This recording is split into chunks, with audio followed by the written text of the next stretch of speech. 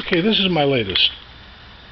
I've now got most things squared away, and everything's in place up here, except, well, there's incremental changes, little things to do every day. Well, for instance, I put some nails here to hold a brass hammer. I drilled some more holes to add some more Allen wrenches. I added some more posts to hold a chuck key, and I put a wrench here so I could put another chuck key here. But here's the important thing I did. This is called a tool post. Well, let me show you how it connects. You unscrew this, then take this off, and then this thing slides out. See how it's like on a T-square? The slot here is a T. Well, what I did is I went over here to my Jet 16 mill drill, and I grabbed a piece of metal that I chopped off the right size, and I held it in here, and I used a milling attachment, and I milled out this. Well, it isn't very good, and part of the problem, I think, I don't know,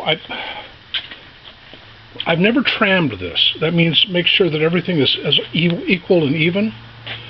But I have a feeling that this, which is not really a mill vise, this is for a drill press. I don't have a standard mill vise, and I need one. I've decided I need one, because to get the thing securely held, so that when you're cutting on, well, for instance, when you're cutting on this side as versus this side, you want everything as even as possible. You can see I put a little ding right there, and it's not exactly even.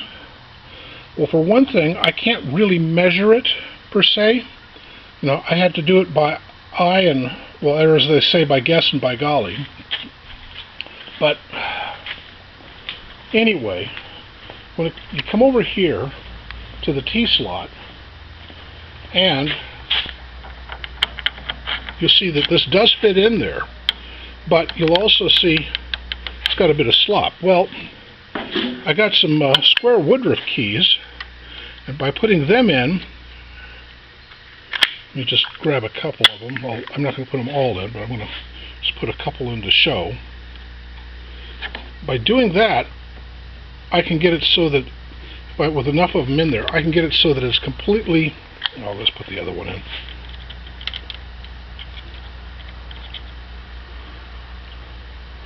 I can get it so that it's solid right there.